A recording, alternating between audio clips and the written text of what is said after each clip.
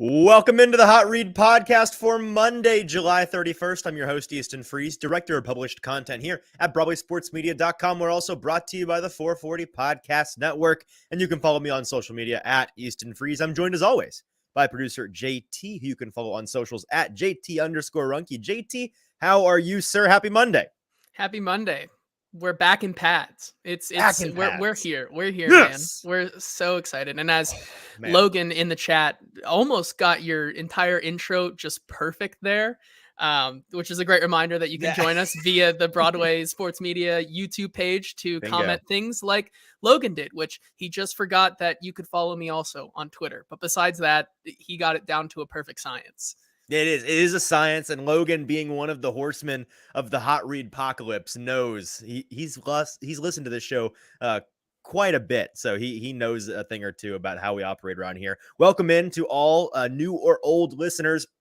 Before we dive into all things Tennessee Titans training camp and some Titans news to boot today, as well as a take here at the top, not even a take, actually, just an observation, JT, and one that I know I'm not alone in making, but I do think I'm going to be alone in saying out loud, and it's a terrible idea. And I teased it on Twitter or X that there's something about training camp that I've thought about kind of all weekend long, and then I was thinking about today, and then we got some news from other training camps around the league, and it made me think it even more.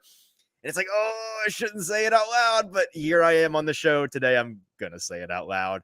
And then when things go horribly wrong, you can blame me for it. So we're going to talk about that at the top. Of course, we're going to start out in the warm-up today with a little pony talk. We're going to talk about those Colts up there in Southern Indiana. Things have not been great with them. We talked a little bit about them on Friday. We have even more fun news to dive into and break down about them in the warm-up. And then I'll dive into all my observations from today's first day in pads. But before we get to any of that, for those of you that are listening, if you would do me a personal favor, huge favor, super quick, just like or retweet or share or text the link to a friend or a family member of this show. If you're listening with us live, it's super helpful to us. We want as many eyeballs on this product live as we possibly can get. And we want as many people to go over to Broadway Sports Media's YouTube page and to find this live stream where you can, in the comments, be a part of the conversation like Logan and Music City Malik and Anthony Oberhausen has been doing over there in the comments. We appreciate all of you guys. Music City Malik mentions that he is shouting us out for being fair about the Malik Willis hate. He says he's been listening to the podcast since that episode. Also, apparently he played Brentwood Blaze, which is the local team here in the Nashville area that I played on when I was a kid. Those were my football days. I was a bruiser running back. My only play was 32 dive right down the middle, baby. And I had roughly, 3,700 yards and 67 touchdowns that season. And that was the end of my career. I ended on a high note. But he he played Brentwood Blaze with my brother back in the day. He says, keep it up. Thanks for listening and awesome personal connection. Music City Malik, thank you for listening today and commenting over on the YouTube page like others should be doing. Okay. I'm rambling. Let's talk about what I need to actually talk about here at the top, JT. And I teased it on Twitter. I need everybody listening to let's lean in close real quick. Now, really, just bring it on in. I need no one to hear this besides us. Training camps around the league have kind of been injury hell so far. But the Titans, so far, have kind of been fine. They've kind of been perfectly fine. They've kind of had no injuries at all.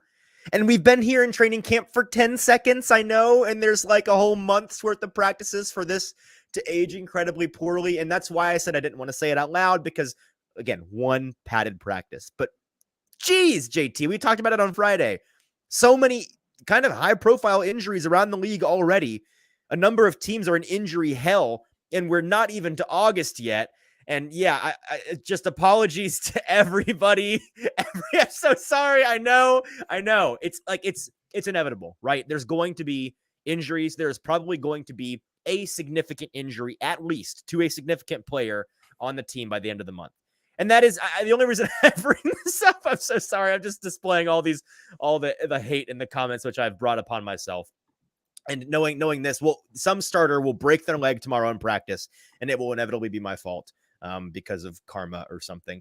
I know, and I shouldn't be saying it out loud, but for a Titans team that has the past 2 seasons been in injury hell from start to finish of the season, it's a good start for them. And I do think that there is reason to be happy with the fact that they've not had a significant number of injuries yet. They will come. Like it's not a matter of if, but when. And you just have to hope that they're not significant, long-lasting injuries to high-profile players. But it is something worth noting. And I say worth noting, maybe not worth noting, but I wanted to say it just to make everybody freak out. And you're welcome. All right, let's dive into the warm-up today. What is supposed to lead our show off. But I had to slide that in there just to freak everybody out a little bit. The warm-up today, JT. We're going to be talking about the Southern Indianapolis Ponies, or as others call them, the Indianapolis Colts. They've been in the news this weekend. Have you seen this? You caught wind of any of this? Yes, it's all I've seen actually. From anywhere from Crazy Uncle Jim's tweets from back in 2011 when he didn't have a personal Twitter handler to now. You think he has one now? I if he does, they're not doing a great job. They're asleep at the wheel. Yeah, they're not doing their job. So let's break down the facts of the case here real quick. And we talked about this a little bit. For those that didn't listen Friday and have been under a rock on this, the running back market in the league, we know, not great right now. A lot of running backs ticked off, including yours truly, Derrick Henry, here in Nashville. Today, by the way, JT, nowhere else in the show for me to mention this, but I wanted to mention it. I think it was Joe Rexrode, our buddy, was talking to him after practice. And I don't know what the question was, but he was mentioning to some of us in the media gaggle away from this interview that he was talking to Derrick Henry and Derrick on this topic of running backs needing to be respected more with the contracts they're given and be, paid their fair share. Derrick said something to the effects of, sometimes on some teams, running backs will touch the ball more than quarterbacks. Seen that anywhere? Yeah, Derrick, we have. For like 2 years, we've seen it right here in Nashville, right here in town. So fair point. But all of that to be said, running backs not happy. Of those running backs, star running back for the Indianapolis Colts for now, Jonathan Taylor, not pleased. Currently entering his final year of his contract as I believe he was an early second-round pick. So this is his fourth and final year on his rookie contract, and he, like others, fairly looking to be paid. Arguably, fair or not, the number is reported. He's seeking, I think, a league-setting contract around the $16 million mark up there with Christian McCaffrey, which is a bold ask. One could easily argue, as I would, that is... I understand asking for it, but expecting it is a different thing. And for Jonathan Taylor, that's too much. But he does deserve to be paid his fair share. And the Colts don't seem interested in paying him anything. And his new agent, is not very pleased with that. And so there was a whole Twitter storm of nonsense at the end of last week, going back and forth between some unsolicited, ill-advised comments from our buddy Crazy Uncle Jim up there in Indianapolis and Jonathan Taylor's agent. Now, since that conversation that we had on Friday about all of that, some things have happened. Colts owner Jim Irsay said, I believe this was on Friday night or on Saturday. This is it has to be one of your favorite quotes of all time.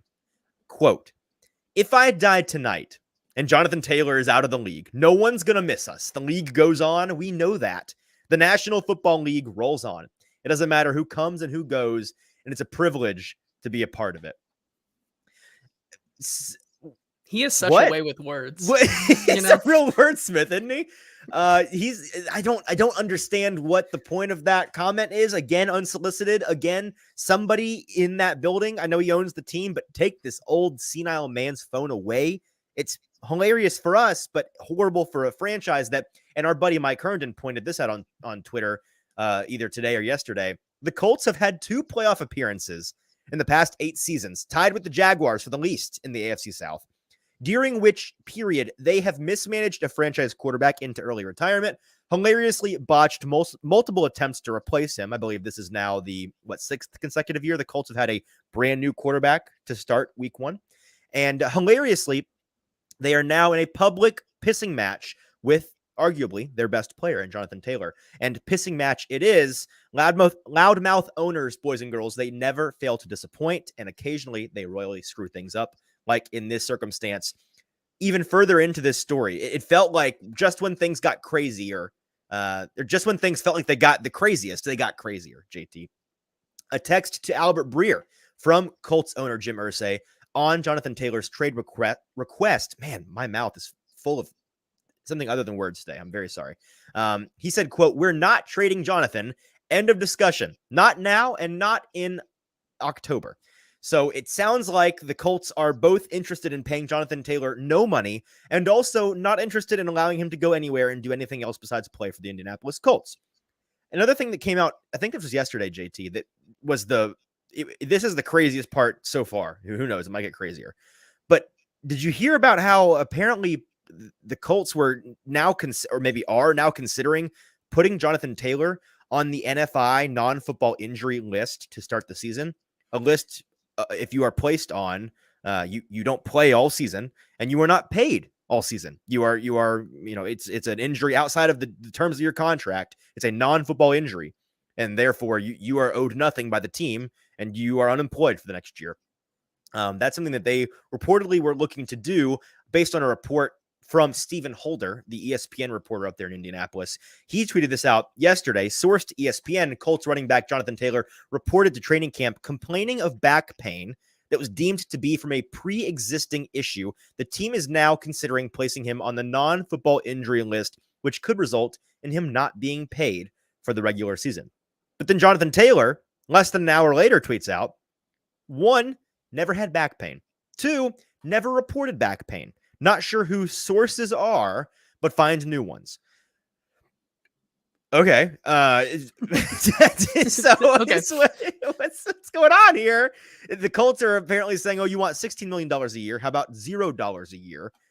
And this is according to our buddy Zach Hicks, who I think he dove into the rules on this one to find out the specifics. If you're wondering why these two conflicting things about the non-football injury back issue thing is a thing, you're thinking, well, maybe he didn't have a back injury and the Colts are just looking for a way to not have to pay him and to just, punish him for his malfeasance here, maybe his disobedience here. According to Zach Hicks, our buddy up there covering Indianapolis Colts, the Colts cannot place Jonathan Taylor on the NFI list unless he physically cannot suit up to play. Teams can't just place healthy players with that designation. Just an FYI for anyone that thinks this is a contract thing. If he's placed on NFI by the league rules, then the back injury is a legit injury. Now, based on reports you hear from people at training camp where Jonathan Taylor is and is doing varying levels of participation, it looks like he doesn't have much of a back issue, doesn't seem to be held back by anything in the limited participation that he is a part of. And then just one more fact before we can get our opinions out there on this, JT. The Colts running back room, you thought it was bad with Jonathan Taylor. Now, today at training camp on Monday, Colts running back, the backup, presumed backup to Jonathan Taylor, Zach Moss, suffered a broken arm at practice, and he's going to miss about 6 weeks, which would put him, he'd miss at least 1 week of actual live reps in week 1, if not more, with that broken arm, as well as all the reps throughout training camp, valuable reps. And so a very bad situation. But before I give some thoughts, JT, what say you on all of this nonsense?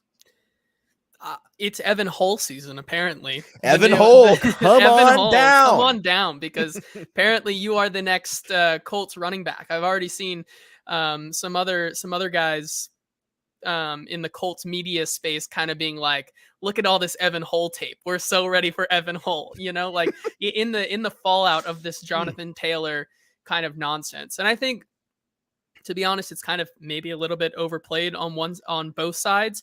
Probably if I had to lean one side, It's crazy Uncle Jim. Jonathan Taylor and the running backs are overplaying it because every single running back overplays it because they're trying their absolute hardest to be heard, despite no one wanting to listen to them. And then nobody looks good in this. Like no, the agent, the player, the ownership, it's all bad. It's ugly. Yeah, and I think Jonathan Taylor will play this season. If he is truly healthy, I think he is going to play this season. If he does somehow go onto this list and there is real concern there, it really does just seem like it will be a throw Anthony Richardson to the Wolves and see what sticks season for them. Because good thing you can run. Yeah, exactly, Gonna right? need it. Like, if you don't have Jonathan Taylor or Zach Moss, like, you're not even going to have a security blanket for your rookie quarterback. And I think that's the biggest thing for Anthony Richardson is that they literally are going to throw him out there and see what sticks. Let me tee you up with, I think, an obvious question here. Jonathan Taylor has formally requested to the Indianapolis Colts a trade. Do you see a path for a trade? No, I don't. There really Agreed. is no I possibility think because no one's going to give the Colts what he's worth because he's not even going to get a contract what he's like correct. He has to have worth a anything. contract, right? So in order to trade for the Colts, and our Music City Malik asks Titans signing JT in free agency next year. Let's not get ahead of ourselves. But for a team to trade for Jonathan Taylor's rights this season, it would not just require being willing to pay him a contract that he's willing to sign, whether that's 16 million or whatever it may be, but it also would require giving the Colts something in return that would make them want to pull the trigger. Because again, the Colts don't have to do anything. They can sit on Taylor and hope he plays, and if he doesn't, then he owes them a bunch of money back and gets fined a bunch, and whatever, Evan Hull season or whatever it may be. They don't have to move him, and I don't imagine they would want to move him for anything less than second round pick, third round pick, fourth. I don't know. I don't know what it is. It's trade compensation or player compensation of some magnitude. And who's doing that? Who in their right mind, besides Kyle Shanahan? I saw somebody say that the Niners organization has taken the SIM card out of Kyle Shanahan's phone. There's nobody in the league willing to send trade compensation of a player or a draft pick and sign this guy who I have to point out, like, he's coming off of an injury-plagued season in 2022. And he failed his physical coming into camp with ankle and back injuries. Whether the extent of the back injuries are significant enough to go on NFI or not is a different question. But he did, in fact, fail his physical coming into camp with ankle and back injuries from what's been reported. Like, you kind of understand not wanting to extend him yet with all those concerns. From Indy's perspective, you can't give this market-setting deal to, need I remind people, a third consecutive time giving a market-setting contract to a non-premium position, right? Because they gave a market-setting contract to Quentin Nelson, the guard, not a premium position. Then they gave a market that hasn't panned out all that well in terms of value, by the way, so far. They gave a market-setting contract to Shaq Leonard, linebacker, who then immediately missed pretty much an entire season with significant back injuries. They're now looking down the barrel of spending a massive amount of money on a running back, which is another non-premium position in the NFL. So you just can't. It doesn't make sense, right? Yeah, I mean, it doesn't. And I mean, even if you go a step further, there's another argument that all the other AFC South teams are saying, well, good, get him out of the AFC South. Well, I No, mean, hold up. actually, it's weird how this works. Mm-hmm. Yeah, no, I mean, our buddy Zach Lyons over at Football and Other F Words in a football show, he said this on Twitter yesterday that he's seen a lot of this, get him out of here, let the Colts let him go. It'll be easier for us to play him in the AFC South. You kind of statistically, historically, you should want the opposite, because Jonathan Taylor versus the Titans, these stats aggregated by our buddy Zach, 1 rushing touchdown. These are 5 games, by the way, 5 career games against the Titans. 1 rushing touchdown, just shy of 50 rushing yards per game, just shy of 4 yards per carry on average, and a 1-4 record as a team. So he's been an absolute non-factor for the Colts against the Titans. You should kind of hope that they pay him a massive sum of money, and he becomes the 3rd consecutive market-setting contract given out by genius Chris Ballard up there in Indianapolis to a non-premium position. Logan Grady points out that people are also ignoring the fact, and we saw this in the ridiculous, was it Greg Doyle? Something Doyle. The guy that covers the Colts, the most unprofessional article in a publication of record, the Indy Star, that I have maybe ever read. Did you read any of this article? I did. JT? Yes. It's hilarious. I went down that rabbit hole. He demeans a player for his education because of a smaller school that he went to. It is the most obvious in the pocket of team ownership article you will ever literally read in the from pocket. a non. Yes. It's in one ridiculous. way or another. Yeah. So it's a nightmare for them, and it's just something funny that I think Titans fans should all revel in. The Colts have had a very, very loud preseason, off-season training camp so far, Well, which they is always never a have it. good thing. They Never a always have good a thing. loud off season, right? Well, Except this is true. yeah, For the wrong but reasons. Loud for for the the wrong wrong reasons reasons. this time. Yeah, Yes. and the Titans have had a pretty quiet one. And I think that's for the best. Teams that, you win the offseason, typically you do not win the regular season. All right, now that we've gotten 25 minutes of nonsense out of the way, but really fun nonsense, so I hope you guys enjoyed. Let's talk sights and sounds from training camp today, first day in pads. Before we do that, quick reminder, if you are listening to us live on Monday, thank you so much for being with us. If you're on Twitter or Facebook, that's awesome. If you want to comment, be a part of the conversation, going over to Broadway Sports Media's YouTube page. That's Broadway Sports Media on YouTube. You'll find this live stream. And in the comment section of that video, that is where you can send us comments that we can see on the screen and display, like Music Signal League here, pointing out that Jim Irsay had a whole Tony Montana monologue about all this nonsense, which is true. JT, if you wouldn't be opposed to it, if you would not be so kind, if you, man, today's tough. It's been a long one for me. If you would be so kind as to walk us through the sights and sounds from training camp and just kind of volleyball me up some sets so I can spike some takes, some thoughts from today's training camp, that would be fantastic. What do you say? Yeah, sure. Let's just jump right into Titans training camp today, as it was the first day in pads. And on the first day in pads, as everyone says, well, that's all great what they do in shorts and shirts. But once they get the pads, let's see what happens. And Will Levis, the second round draft pick, had himself a day today. Yeah, and I know Dr. Lipschitz is in the audience here because he's already commented once. But first of all, stop harassing us in the media on Twitter to cover what you want covered. First of all, you're wrong. This idea that no one has covered Will Levis thus far in camp, and we're responsible for the national media's musings on Will Levis being a terrible quarterback. It's all nonsense, and I explained this to you last night. I appreciate you listening, though. And I hope you're happy today because, boy, oh boy, did we talk about Will Levis. He had a fantastic day. Will Levis, easily his best day in a Titans uniform at all, like in minicamp and rookie minicamp and OTAs and training, like anything that I have seen with my own two eyes. Clearly and obviously the best day for him. And just a couple of notes.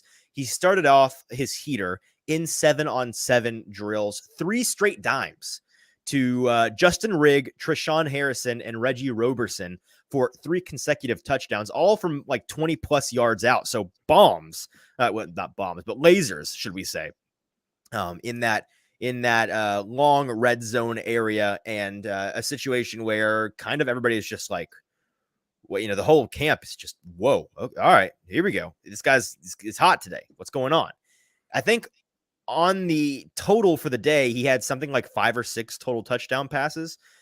He also, it wasn't just the highs, it was the lows, of which there really weren't any. Obviously, there were misses and there were incompletions and there were, miscues, but they were all wise. They were all smart and safe gambles. They were decisions that were totally understandable and the right call, in my opinion. And so he didn't have any, plays that he's had, a lot as you going through the growing pains of being an NFL rookie, where you cringe. You're like, oh, that's, execution or on the mental side of things.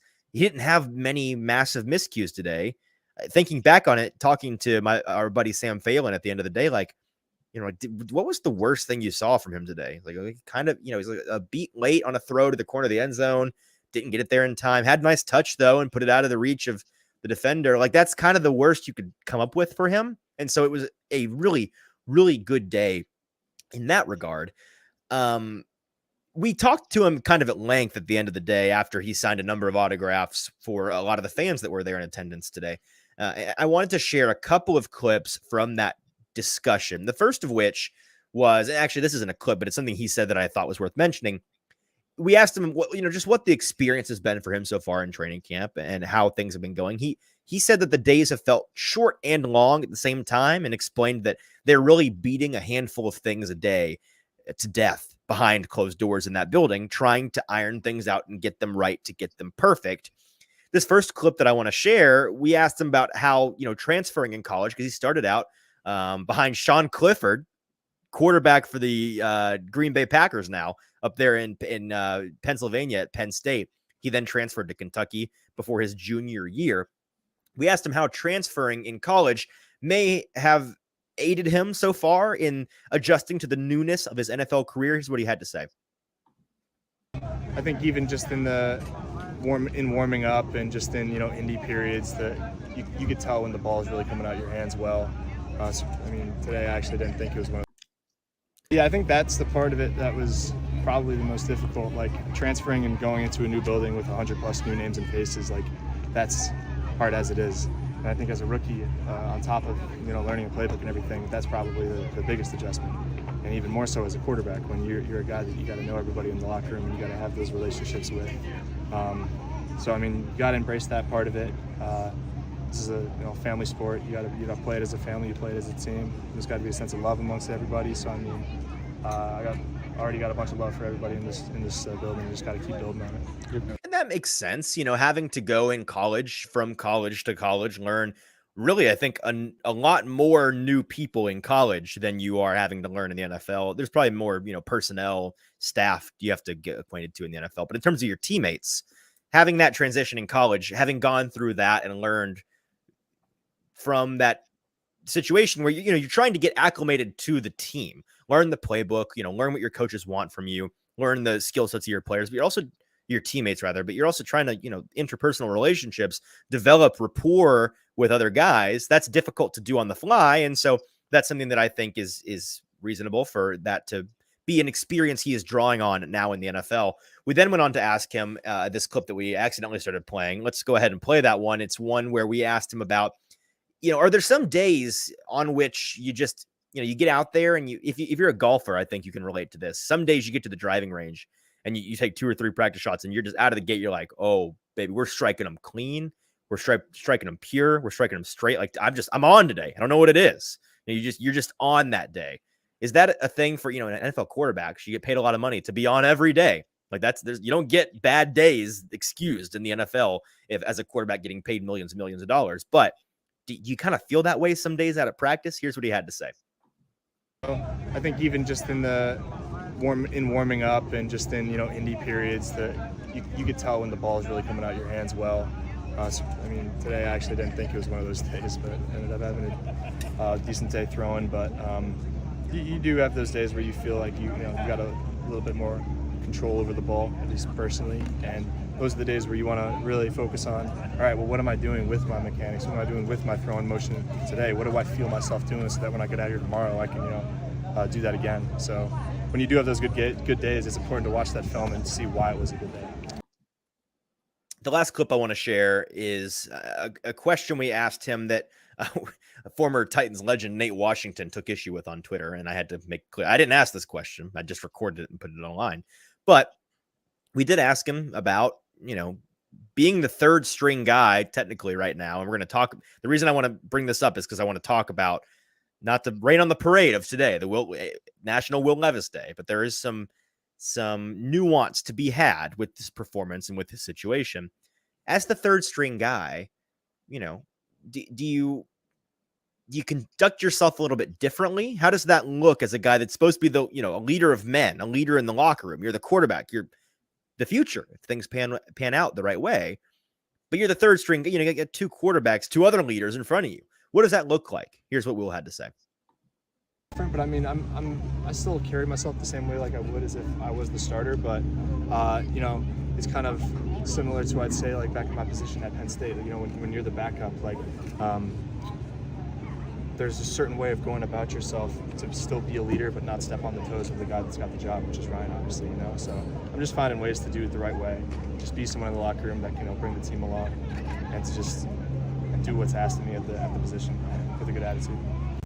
One last thing I forgot to mention from today, something that he mentioned in this interview, is that he feels like his confidence in coverage recognition and then making the right reads are the 2 things that he feels he has progressed in, the 2 categories he's gotten the most better at since the spring. And that makes sense. Rookie quarterback, you got to come in, you got to learn how to read the defense. You got to learn how to make your reads and go to the right guy.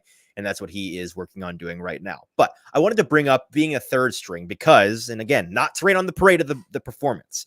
Okay. He is working with third string offensive players, both on the offensive line, protecting him, and the weapons. We mentioned earlier his 3 touchdown receivers when he was going on in that heater in 7-on-7 Justin Rigg, I think that most Titans fans would be like, who? What? That's a new name. Yeah, former Kentucky Wildcat, by the way. So they played together in college, a little bit of a rapport there. Trayshawn Harrison, rookie, UDFA, and Reggie Roberson of UDFA from the past season or two, who has stuck around with the Titans. And so not the best weapons he's throwing to, granted, but also the guys that are guarding those guys, they stink. They're not any good. This team in particular, JT, we've beaten to death on this show about how after you get to the 44th, 45th person on this depth chart, it's a bunch of who's, what's, whys, and where's, lawn chairs and deck furniture players that don't really belong on an NFL roster. And those are the guys he's playing against. He's defensive backs that every single time I'm trying to chart throws in practice, I'm having to consult my list of players, because it's who are these guys? I do not know these guys by their number. A lot of them are new to the team and new to their number. So I don't get it. I don't understand who they are just by looking at them. So it's officially, in my opinion, time for Will Levis to graduate from and his head coach, Mike, why do I have Mike McCarthy stuck in my head? Mike Vrabel told us today at the podium that tomorrow he and Malik are going to be getting some 2s and 3s reps. So hopefully we'll see Will Levis throw against some better competition tomorrow. But it is officially time for him to have some stiffer competition to throw against. I want to see him. I'm not distrusting what we're seeing in a performance like today, but it's like a trust and verify situation. Can we verify this based on, let's bump him up to throwing against some guys whose names the average fan might recognize. And so I think we might see some of that tomorrow. Let's move on here to someone who we really haven't talked about in a while, but kind of went up to the podium today and had a lot of good things to say. And of course, we're talking about the Titans' new center, Aaron Brewer. You had a chance to talk to him today, Easton. What did he say to you that stuck out? Yeah, a couple of things from Brewer's press conference. He's a fun one to talk to, really laid back guy, nice guy. He is the last vestige of the 2022 Titans offensive line group that is going to be at least starting this year. That was NPF. And then, so now that he is playing center and he is the only veteran on that line in a Titans uniform to start this season, we asked him about that, and building a rapport, continuity is a big deal for offensive lines in particular. How has that gone? And he said that with the new guys, building that rapport has felt pretty easy, relatively easy in his opinion. It's been since spring that they've been getting to know those guys and work with them, and their new offensive line coach as well, and Coach Haas, and all of those things apparently have gone very well in his eyes. We also asked him about his new teammate playing just to the side of him, rookie offensive lineman, guard Peter Skoronski at the moment. And he said that Peter's playing really well. He's really, really impressive, a really impressive young guy, was very complimentary of both the person and the player. This first clip that I want to play from Aaron Brewer was a question we asked about, hey, Aaron, you guys have taken some flack for sure, especially in the last week and this past weekend when Arden Key had a bajillion sacks apparently against you. I was not in town for that, but I heard it was not very pretty. You guys are every day going up against arguably one of the best defensive lines in the NFL, Jeffrey Simmons and Arden Key and Rashad Weaver. And all of these guys that we know, Danico Autry and Harold Landry. There's a number of top-end talent pieces on the defensive line that would be a headache and have been and will be a headache for a number of offensive lines across the league, not just the worst of the worst. So what does that mean to you guys on the offensive line? Do you appreciate that challenge? And does it help you as you are working to get as good as you possibly can be in August before the season starts? Here's what Brewer had to say on his defensive line. That's great. As you said, iron sharpens iron. So, just being able to compete with the best of the best. Like Jeffrey Simmons, he one of the top defensive linemen in the league. And I say Arden Key up there as well. So, just having them guys just going back and forth, just getting the best out of each other, that's amazing. It's a blessing. Do you think, looking at Arden Key's length and his speed, Simmons' power, then Autry just a blend of everything, Weaver, you could go on and on. Yeah. Does that really give you an opportunity to just see pretty much everything you're going to encounter this season? Right. That's exactly what it is. You get the power, you get the speed, you get the finesse, you get the best of both ways you see it and everything you're going to see.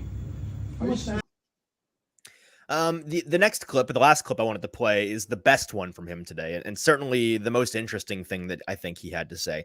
we asked him about, being a smaller guy, and our buddy Jared Stillman, still beating this drum, asked him explicitly, like, what are you playing at right now? He said he's in that 285 to 295 range, which I think that Jared in the past has publicly gone on the record on radio and said, Cap, like, I don't believe you. That's a lie. Today, he didn't push back on that. I was half expecting him to.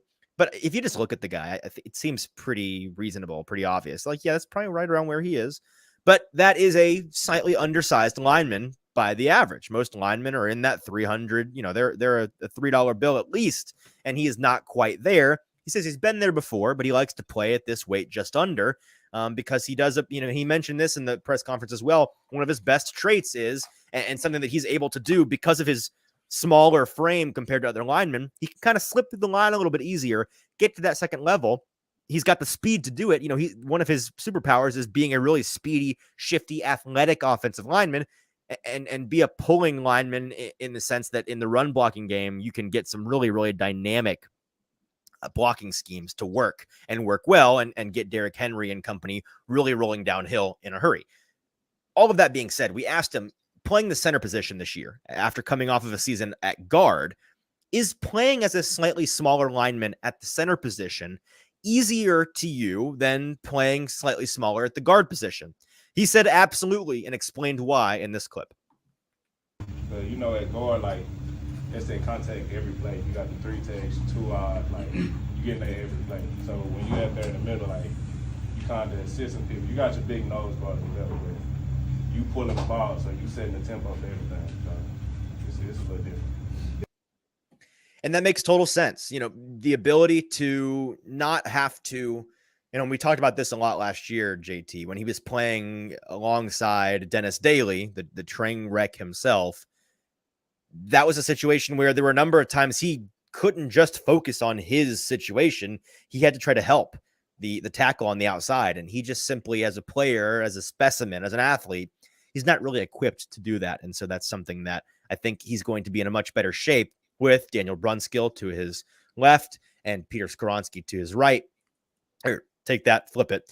Daniel Brunskill to his right, Peter Skoronski to his left. Having those guys as kind of bookend supporters of him in his ability to play the center position. And again, centers, they're the brains of the operation. They have to know what's going on. They have to be the field commander of that line. That's a lot on his plate. And so to have some support on his left and his right, I think is a big deal. I know, JT, you kind of agree with that as well. Yeah, that's what I kind of said earlier today. I think that having a guy like Brewer in the middle there, and then having just the talented rookie in Peter Skoronski, who kind of already understands the line and was one of the, if not the best offensive linemen and prospects in the draft, and then a seasoned veteran on the right guard who has kind of come into his own in that position at right guard, even though he's played multiple positions, and Daniel Brunskill, it's going to create a nice kind of centerpiece for this offensive line. And of course, you have to figure out the question marks, which then become, is Andre Dillard going to be able to play that left tackle position? And what are you going to do at the right tackle position? But for the time being, having just that 2 questions at both tackle positions. Other than that, everything's fine. But besides that, how was the play, Mrs. Lincoln? the good news is that if you have that anchorage in the middle 3 there, that's a good sign. Yeah, no, I agree. One more lineman on the other side of the ball that I want to talk about. Yeah, let's talk about Jaden Peavy, someone who you may have not really been familiar with, but we think you might be familiar with very soon. He has kind of surprised us and shown flashes in early parts of camp. You got to talk to him today. What was something that he said that stuck out to you? Yeah, got a chance to talk to Jaden, who is a defensive lineman, second-year undrafted player for the Titans. Did it just to plug something on BroadwaySportsMedia.com. Our colleague and buddy Justin Mello, his summer interview series with a number of Titans players. One of those was with Jaden Peavy, and it's a fantastic article. You should go check that one out, along with all the other interviews that he did. But we talked to him today, and he said a number of things. He was a guy that Jeff. Goodness, the names today. Mike Vrabel mentioned last week. I'm about to talk about Jeff Simmons, but I need to talk about Mike right now. That's where that came from.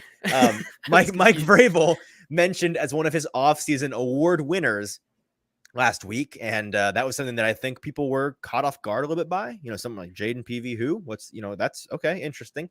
But we know the Titans have for a couple of years now been notorious for finding diamonds in the rough on the defensive line, finding guys for cheap as UDFAs, turning them into stars, guys like Naquan Jones, to a much greater extent, Tier Tart. We've seen a number of these guys come and go, and some of them much brighter stars than others. Some of them burn out. Their glorious life as a star comes to an end sooner than later, but they are impactful and value players given the value given up to get them, which as a UDFA is practically nothing for these NFL teams.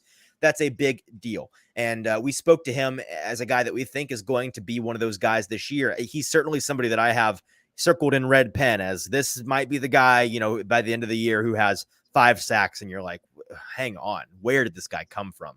Jaden Peavy.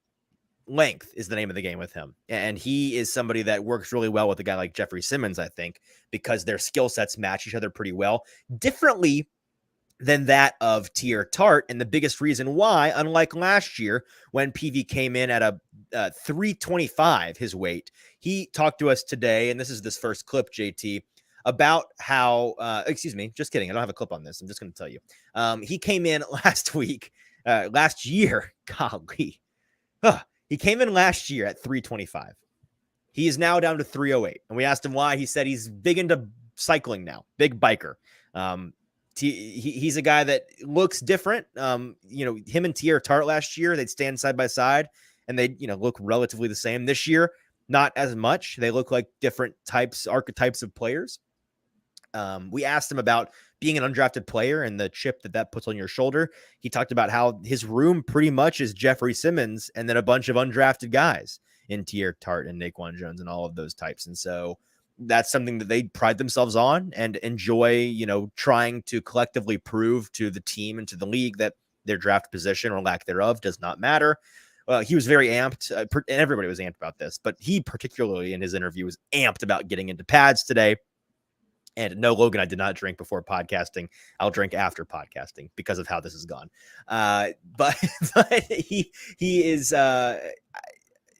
was super amped about putting on pads this morning and went on and on about that. The question I wanted to pose, JT, is do we think that he's going to be the next diamond in the rough for the Titans at the defensive tackle position? And I think we both have kind of answered already. Yeah. Yeah. I mean, we've seen it time and time again. This is kind of the Titans' bread and butter, which is identifying diamonds in the rough in the UDFA market, and they just come in and make an immediate impact. And for Jaden Peavy, second year is almost as immediate as you can get, I feel like, from a UDFA. So I'm excited to see what he does for the rest of camp. And of course, just kind of creating even more depth for this team that we didn't see before. Yeah, no, I agree. One more clip that I want to share, JT, and this is from the defensive side of the ball as well. Our buddy Arden Key, the newest member of the Tennessee Titans, or one of, and certainly the newest high-energy member of the club, a vibes guy. We determined this very early on, and he is living up to that. He brings the energy all day, every day. Caught him walking off the field and asked him about, what's the sack count? Where are we at, Arden? And here was what he had to say on an update on his sack numbers thus far in camp. Might have been 2, but for sure I know it was 1 sack. For you, right? For me. For For me. Yes, sir. Does pad make a difference? No, I mean, like I said before, I mean, we had on the spiders, the little shells. I think the pads was better than the shells. The shells was a little heavy. But it's no difference. It's just pads, especially for O-line, D-line. We got to be strong with our hands, and it's the same thing. The pads is just the protection. All right, so 2 today maybe, right? Yeah. One I'm going to count. sure. We're counting it. So we'll count for 2. So Okay. that is 11 the last 3. Do you remember what happened Wednesday, the first day? We weren't counting that. Wednesday, I don't remember. It was 2 at least. At least 2? At least 2. So what, 13? 13. All right, All right. All right, fellow degenerates, go to the betting window right now. Arden Key over 50 sacks this season. Cash the ticket. He has been all up in the business of all 3 quarterbacks this training camp so far, and I don't see that changing anytime soon. JT, this guy's going to, people are like, yeah, Harold Landry's back. Second year for Rashad Weaver. Wouldn't be shocked by the end of the year, Arden Key is the star pass rusher for this team. Really would not. And it's just crazy as to why the national media is still just so low on this Titans defense. Like, I don't Warren Sharp understand. told me this Titans defense is like 20th in every That, category. and that's They're kind of just what I'm getting meh, at, is meh. that the statistics are saying, well, I mean, this dude is going to, this dude, like you said, it's almost like Mike Vrabel knows how to find and develop good pass rushers. And Yeah. I mean, adding Arden Key, who was kind of already underutilized in Jacksonville, bringing him in and now putting him in this system is only going to make him a better player. Let's move on here to just some odds and ends from the rest of practice. We saw, of course, those were the big guys that we got to talk to today, but there were some other things that happened today that are of note. Easton, do you want to run us through those? Yeah, just some general notes from me. I pride myself on trying to be the eyes and ears of the common fan out there, and I like to, if you have questions you want asked, give them to me. I will be your torchbearer. I will go to the gods and ask for the fire and bring it back to you. And that is what I'm here to do. And so these are just some things that I think you might find interesting from today's camp. Rookie tight end Josh Wiley was back today after missing all of last week. I did not hear anything about why that was. I assume some kind of small injury that he was resting. He was back today in pads for the first day. We did not see any sign of Tier Tart today. Not sure what the deal is there. We'll keep an eye out for him tomorrow. Tune in to the show for tomorrow and Wednesday for an update on that. Christian Fulton, JT, embattled cornerback, or perhaps formerly embattled cornerback. He's playing with his hair on fire, man. He is playing like he wants to make everybody regret what they've said about him or thought about him in the past 8 months or so. This guy is playing lights out football for a guy that has a reputation, a history, a track record of being a bit on the fragile side and being a bit, diva's the wrong word, not a diva, but not getting along with coaching staff, or at least that's the perception, being in the doghouse a little bit with Mike Vrabel. I think he's out of the doghouse, and I think he's playing his butt off out there, and that's a big part of the reason why. It begs the question for a guy that has a history of some fragility, some injury issues, some soft tissue injury issues that you get in a season, and then they don't really go away throughout the season. They continue to nag and be a problem. Can he keep this up through August?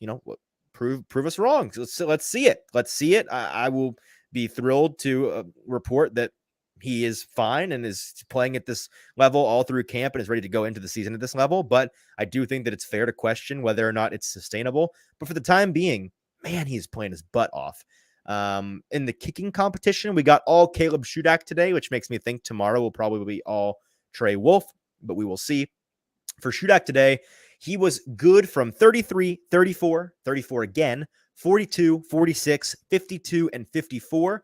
Missed for the second day in a row, or the second time in a row, from 38. I don't know, something about 38 yards out. It's not his bread and butter, apparently, because he's missed that twice in a matter of days. But overall, a very good day for Caleb Shudak, as both kickers continue to they refuse to miss and give up any ground in this very heated battle between the two of them.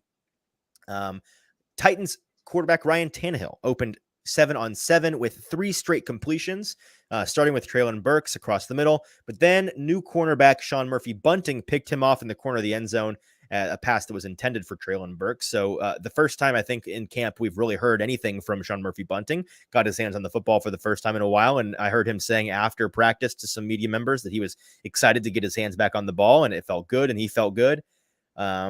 We then saw Ryan Tannehill make a nice scramble drill pass, and I tweeted about this because it was very impressive. It was a red zone 11-on-11 rep, but the star of the play was Treylon Burks. He makes a one-handed across his body full sprint running to the end zone, or to the end of the end zone rather. One-handed snag out of the air of a pass from Ryan Tannehill, also rolling to his right, throwing across his body rather. And so overall, a really, really fantastic play. The kind of thing that you're like, that looks like something DeAndre Hopkins typically does. Maybe he is rubbing off on this wide receiver room, which brings me back to the quote that we heard from Nick Westbrook-Akine last week, I think on the first day of practice, when we asked him about D-Hop, and he said, him being here not only elevates the level of talent in the wide receiver room, but it also force multiplies the rest of us, because his presence forces us, demands of us much better football. Like we got to be much better at football. We got to raise our game to as close to him as humanly possible, or else we're going to look so bad we're not going to have jobs anymore. And that's the kind of thing. Obviously, Traylon Burks, his job is in no question, but he's acting out there like a guy that maybe slept on a little bit. And I know, shout out JT, new co-host of the Profit podcast, by the way, which is fantastic. Y'all were talking this past weekend, or past week rather, on your first episode about how Traylon Burks, his value may be being slept on now because of DeAndre Hopkins. Do you want a quick fantasy nugget on that? Do you have thoughts? I mean, yeah, and then of course, as you would expect, my little snippet of me defending Traylon Burks is getting kind of clowned on by TikTok right now, which makes sense. But we keep saying Traylon Burks is going. Give it time. Traylon Burks is going to be the X. He's going to be the wide receiver one, man. He's shown flashes and he looks like a brand new receiver. And I think a lot of the weight of trying to carry this team has kind of come off his chest with DeAndre Hopkins being signed. I think this dude's going to be a dog this year. Yeah, no, and JT, you're not new to this game at all, but I'll just say, as you continue to put some more of your own takes out there, stamped, signed, sealed, and delivered, JT Runke, you're going to learn that when they clown you like that, it is phenomenal, because either they're going to give it back to you and you're going to get a lot of attention for it, or, and this is way better, when you're right in 3 months and you get to just keep those receipts, my boy. Keep those receipts, because it is just finger licking good, delicious when you get to point out just how right you were, as we tend to be on this show, not to toot our own horn. Moving forward with some more notes from camp. After that scramble drill play from Tannehill to Brooks in the corner of the end zone, immediately after that, the very next play, Malik Willis comes in with the second team. He follows suit with a corner end zone strike to Nick Westbrook-Akine for a touchdown pass. That was a really nice one. Not a situation where he waited and pat, the classic Malik Willis that we've learned to dislike. He's getting over that more and more. I am curious, and we're going to talk about this more in a second, how tomorrow might change that, because we have kind of seen a Jekyll and Hyde with him. More on that in a second. But he hits NWI for a nice touchdown pass. That was a really nice contested catch. Comes down with it, secures the ball, keeps his feet in bounds. The very next play, a third consecutive touchdown for the Titans offense. Malik Willis on a speed option to the left. I think it was Julius Chestnut in the backfield, but he was the option, and Malik with a palmed football, full extension fake out to Chestnut before tucking it in and making a really nice, sharp Lamar Jackson-esque cut in the ground. That was really just one of those plays where you're like, oh, that is dirty. That is mean. And he splits the defenders and gets in for the touchdown. So very well done by him. And that was certainly the best sequence by him all day long. Let's see what else. That period, by the way, it was kind of people asking, did the offense win today? Did the defense win today? And I think it was kind of a tie, because in the non-red zone stuff in the first half of practice, outside of Will Levis going thermonuclear in 7-on-7s, it felt like the defense won. Like, it was kind of like, there wasn't really much to write home about besides that one little sequence from Levis against the third string guys. In the red zone, and it made me chuckle, because what have we come to learn about the Titans the past 2 years?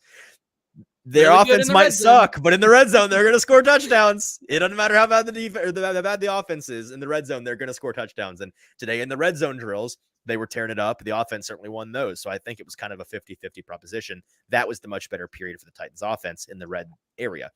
Some notes on punt returners. 5 Titans players were working on punt returns today.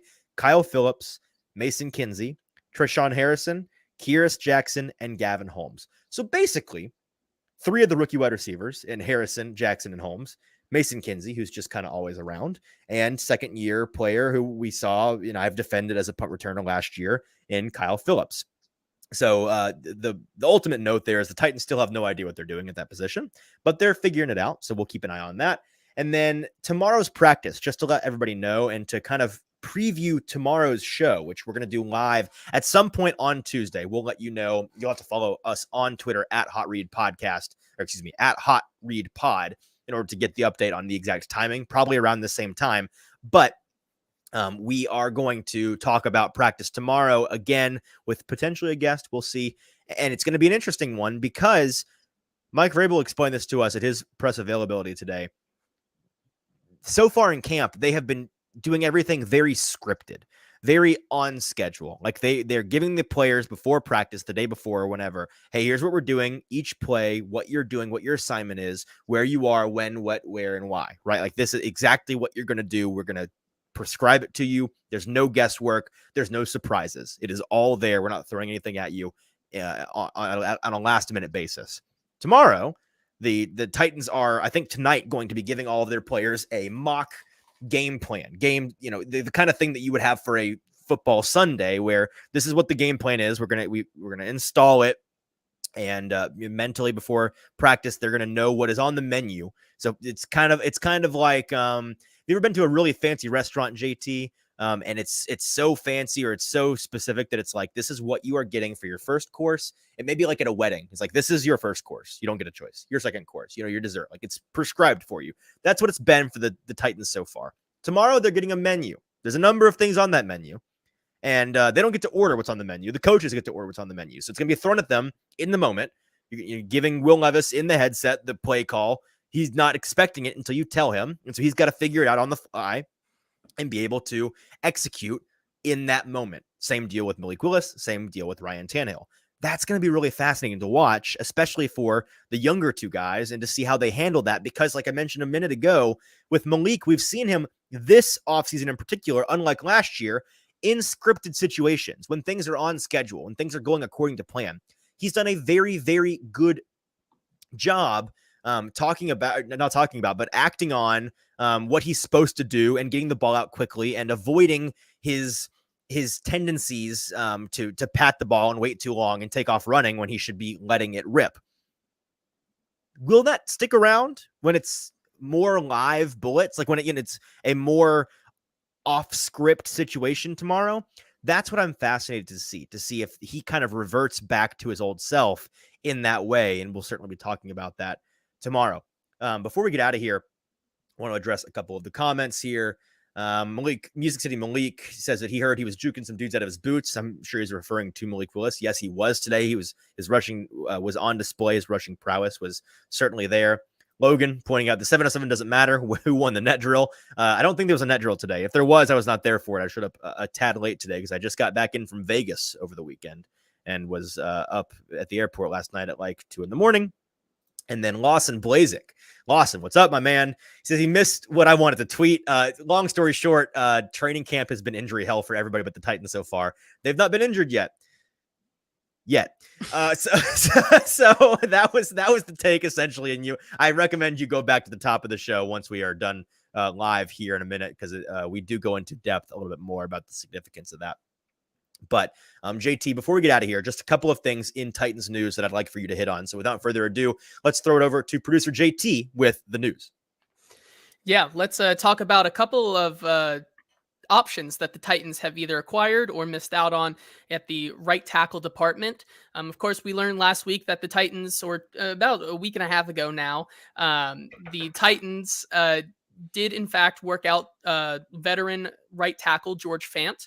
Of course, they did not come to a deal, but George Fant did in fact go to Houston and end up signing a deal there. So he will be signing with the Houston Texans, which kind of left the Titans out of it, but they did not leave empty-handed, because the Titans have agreed to terms with veteran offensive lineman Chris Hubbard. And also with that, the Titans waived offensive lineman James Empey per Jim Wyatt. So there is some more depth there for the Titans, at least in a veteran presence, but it still is anybody's game on the right tackle position. Yeah, it is. And I saw a lot of people upset about this. I do think in general, Fant is the better option, but statistically, and again, got to shout out our guy, Zach Lyons, over a Football and Other F Words. He pointed out this weekend the two options for the Titans veteran competition at right tackle, George Fant and Chris Hubbard, who they ended up signing. Fant has 372 career snaps.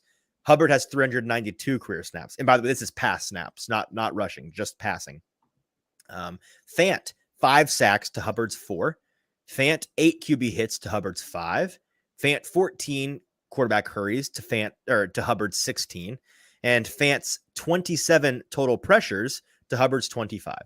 So identical numbers. They are similar in age, similar in talent, similar in production. While I think Fant probably has a little bit more juice in the tank now than Hubbard might have, and I don't think Hubbard is really going to be pressing to win that starting job. I mean, we'll see. I don't know. Maybe I'm wrong. Maybe I'm proven wrong by the end of camp. But I still kind of think they're going to lean towards and ultimately go with one of their in-house guys. We'll see. At the very least, he's going to be a gadget tackle, veteran presence in that locker room, of which they don't have a ton. And I think that's something that is valuable for a contract that is ultimately not, it's a drop in the bucket, not a big deal. So they add Chris Hubbard. Cool. Well done. Yeah, let's move on to some other news just from around the league. In not great news for a lot of these teams, including the New Orleans Saints, who they found out earlier this week that former Pro Bowl guard Trey Turner, who just signed this week with the Saints, tore his quadriceps and is out for the season. So a huge blow for a team that was really pushing to be the top contenders in a very, very weak NFC South. Yeah, and that's a massive deal for the Titans because that is who they play on the road in New Orleans in week 1. The Saints being out a massive talent in Trey Turner. Horrible for the Saints, but fortuitous for the Titans. And then finally, Easton, just real quick, who is more in trouble right now, the Colts running back room or the Broncos wide receiver room? Because it's definitely the Colts running back room, but they're both in hell right now. I mean, it is bad. And especially for the Broncos, it all happened within the span of about 10 seconds? or 4 hours today. Okay. And basically the same equates to the same thing in media terms. But the Broncos wide receiver room is indeed in shambles, as it was reported today that wide receiver Tim Patrick was carted off at practice today after suffering a non-contact injury. Per local media reports, Patrick missed all of last season with a torn ACL. If you saw the video, you knew it wasn't great. It was just seriously non-contact there. And then that was then Adam Schefter went on to add on to this that Tim Patrick is believed to have torn his Achilles per sources, and that is going to be a season-ending injury. So you just can't catch a break. He's so snake bitten, man. It's sad. I can't come up with another way to describe it or another comment. Your heart breaks for the guy. It's one of those things that it made me immediately think, if I was in that circumstance, would I consider retiring?